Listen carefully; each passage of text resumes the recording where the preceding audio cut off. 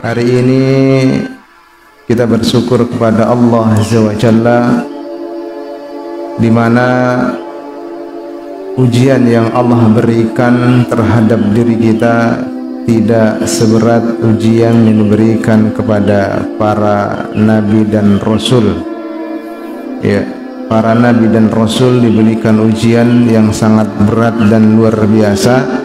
Namun kadang manusia, khususnya diri kita, ketika diberikan cobaan seakan-akan cobaan itu begitu berat kepada kita. Bahkan kadang kita mengatakan, ya Allah, begitu berat cobaan yang kau berikan kepada kami, padahal tidak ada apa-apanya ujian dan cobaan itu yang diberikan kepada kita. Dan selama kita masih hidup di dunia, maka ujian itu tidak akan pernah selesai. Ujian itu tidak akan pernah selesai karena kita masih hidup di dunia. Kapan ujian itu selesai? Ketika kita telah wafat, ketika Allah Azza wa Jalla telah mencabut nyawa kita lewat malaikat Israel. Olehnya, setiap ujian yang datang kepada kita, maka tanggapi dia, sambut dia dengan senyum dan tawa serta kebahagiaan.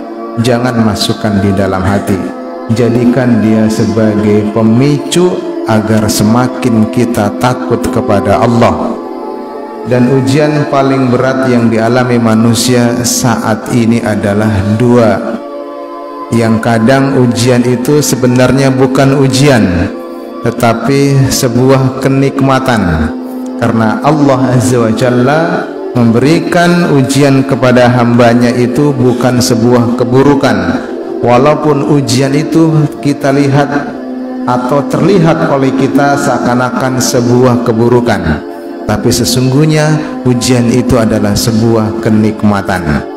Ya, kenikmatan sebagai rasa kasih sayang Allah kepada kita untuk mengetes sejauh mana keyakinan kita kepada Allah, ya, keterserahkan diri kita kepada Allah. Karena kenikmatan yang tidak akan pernah kita hindari dalam dunia ini ada dua. Yang pertama, omongan orang. Yang kedua, nikmat dari Allah. Ya, omongan orang tidak akan pernah selesai dalam kehidupan kita. Bahkan sampai kita meninggal pun tetap orang akan ngomongin kita. Ya, ketika kita masih hidup di dunia, orang senang kepada kita dan orang tidak senang kepada kita akan selalu ada.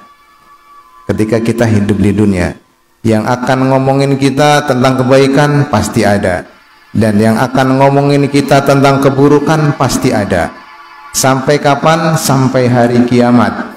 Karena walaupun kita sudah meninggal, orang yang ngomongin kita juga tetap ada, baik yang ngomongin kebaikan maupun yang ngomongin keburukan.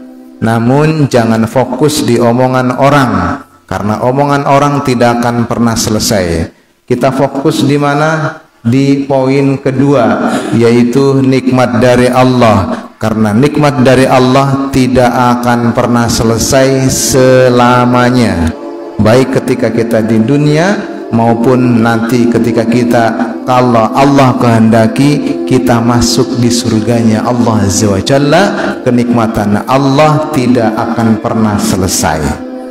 Maka fokus di yang kedua.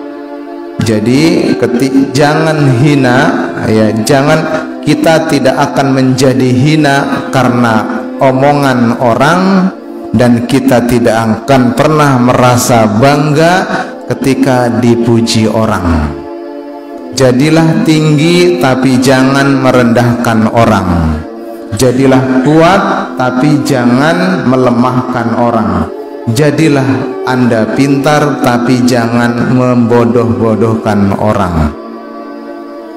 Ketika kita ingin menjadi orang baik, maka diibaratkan seseorang ketika dia diberikan tugas oleh seorang guru. Ketika guru memberikan tugas kepada kita untuk membuat satu garis lurus.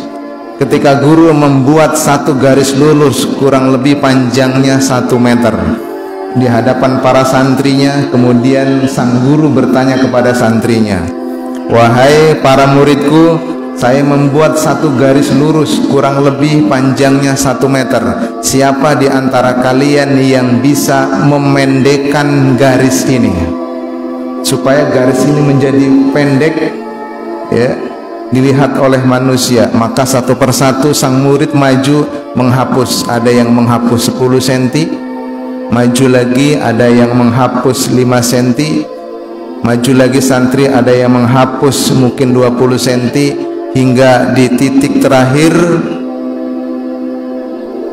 garis itu tinggal 40 cm. Maka ada santri yang paling akhir sekali, kemudian dia maju ke depan dan membuat garis 1,5 meter. Maka sang guru mengatakan, "Wahai santriku, engkau bijak dan yang lainnya tidak bijak, karena untuk memendekkan sebuah garis yang tingginya 1 meter tidak harus menghapusnya, cukup Anda membuat garis di sampingnya lebih tinggi daripada garis 1 meter."